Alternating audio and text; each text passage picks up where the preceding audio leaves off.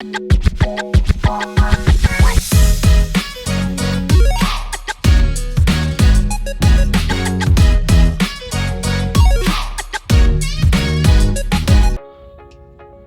Friends, कैसे हैं आप लोग? उम्मीद है अच्छे ही होंगे।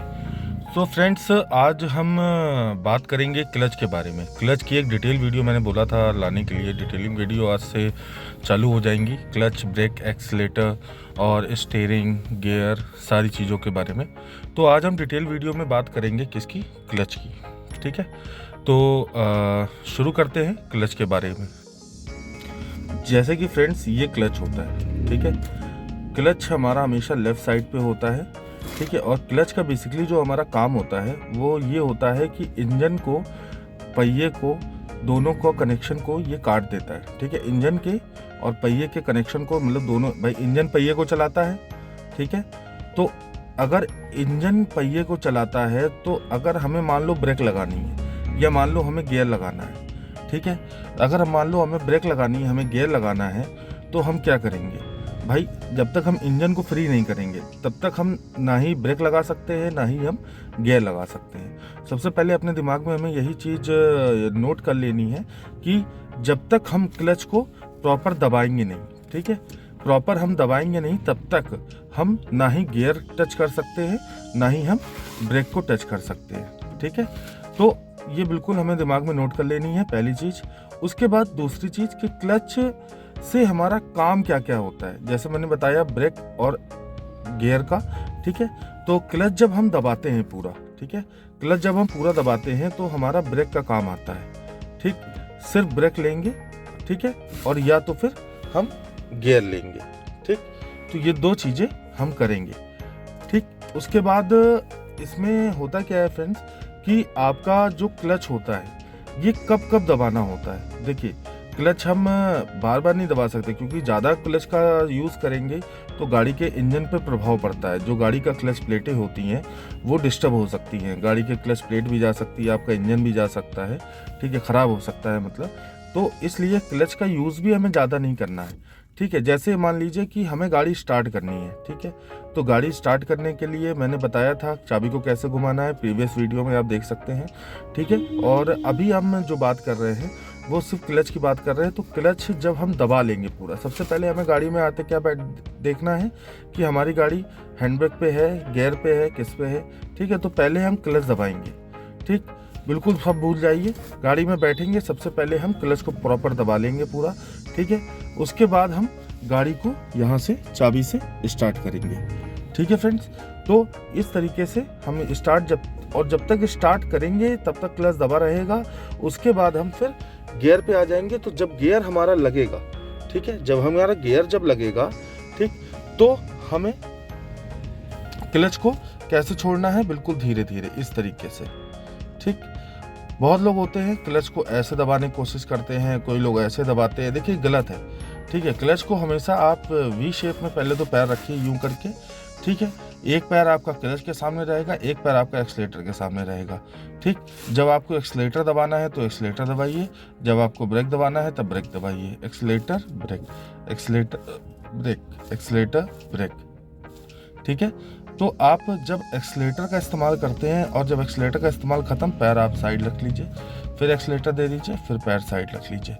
ठीक, एक्सीलेटर पे पैर रखने की ये चीज़ होती है। देखिए, ये जो आपको स्ट्रिप दिख रही है, ठीक है, ये जो आपको स्ट्रिप दिख रही है ना नीचे की, ठीक, पूरा पैर कभी नहीं रखते एक्सीलेटर पे। देखिए, है ना, हमेशा थोड़ा सा पैर रखेंगे, सिर्फ इतना। यहाँ पर एक्सीलेटर पे पैर रखेंगे। ठीक है, एक्सीलेटर को ये दबाना होता है हमें। ठीक, इस तरीके से। ठीक, ये नहीं कि एक्सीलेटर को पूरा दबाना है, ज़रूरत के हिसाब से आप एक्सीलेटर का यूज़ कर सकते हैं। ये ब्रेक, ये एक्सीलेटर। ठीक है, तो ये पैर हमारा हो गया ब्रेक और एक्सीलेटर और ब्रेक पे। ठीक है जी, और अभी हम बात कर रहे हैं जैसे क्लच की।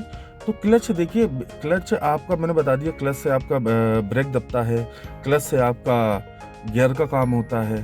ठीक है, तो देखिए, पहले गियर में ही सिर्फ क्लच को धीरे धीरे से आपको छोड़ना होता है और हमेशा हमें पॉइंट ढूंढना होता है जी। ठीक है, पॉइंट मतलब कैसा पॉइंट ये ढूंढना होता है कि कितना छोड़ने पे आपकी गाड़ी, कितना क्लच को ऊपर लाने पे आपकी गाड़ी किस पॉइंट से उठ रही है। तो पॉइंट को ऐसे नापा जाता है फ्रेंड्स। देखिए आपने पूरा दबाया है, आपने पहला गियर, जैसे मैंने बताया कि आपका पहला गियर होता है, पहला गियर आपने लगा लिया, ठीक है। अब आपने क्लच को छोड़ रहे हैं, तो क्लच को आपको एड़ी का सहारा लेना। देखिए एड़ी मेरी नीचे है, ठीक। बहुत लोग होते हैं ऐसे छोड़ते, ऐसे नहीं छोड़ना, एड़ी नीचे रखना है, ठीक है। और आपको इस तरीके से क्लच को धीरे धीरे छोड़ना है, ठीक। ये पॉइंट देखना है थोड़ा थोड़ा छोड़ के। और जिस पॉइंट से उठ रही, मान लीजिए इस पॉइंट से उठने लगी, मैंने क्लच को यहीं पे पॉज कर लिया, ठीक। पॉज, बहुत लोग क्या करते हैं, वापस दबा लेते हैं। वापस दबा लोगे तो आपका वो सेम कंडीशन पे आप पहुंच जाओगे।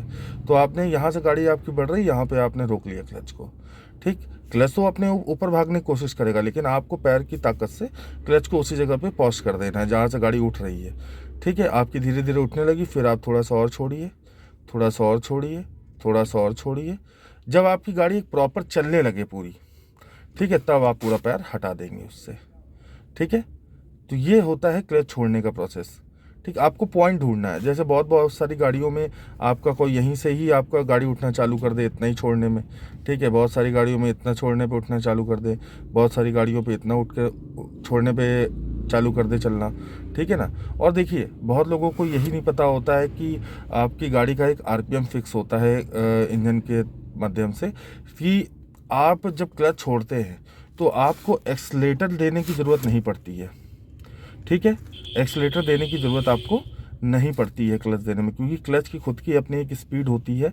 जैसे ही आप क्लच छोड़ेंगे गाड़ी 10 से 15 तक की स्पीड आपकी ले लेगी। किसी किसी गाड़ी में हो सकता है 20 ले ले, तो डिपेंड करता है गाड़ी पे, है ना।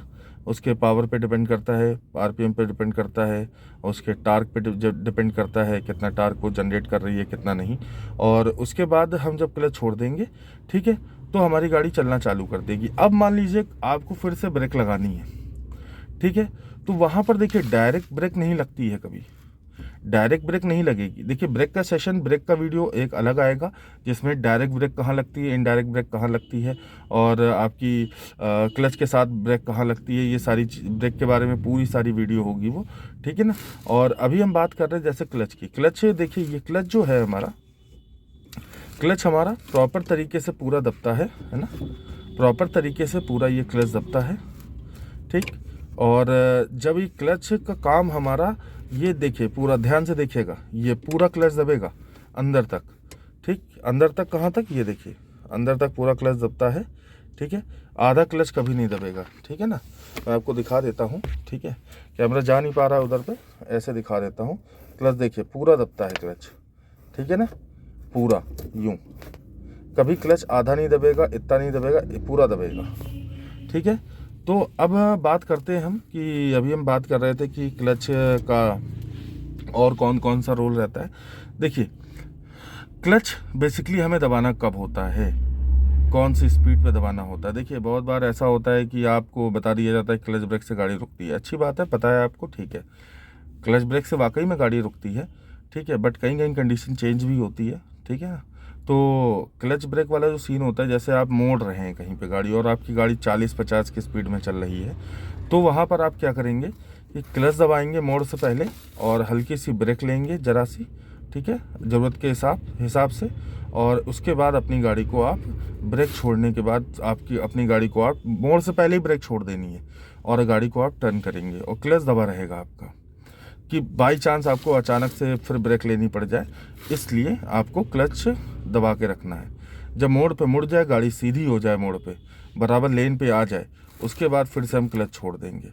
लेकिन कंडीशन क्या है, सेकंड गियर पे मुड़ रही है तो ठीक है, गाड़ी की स्पीड ज़्यादा स्लो नहीं हो करनी है, ठीक है, बहुत ज़्यादा 20 तक तो रखनी है, तभी आप सेकंड गियर पे क्लच को छोड़ के गाड़ी चला पाओगे।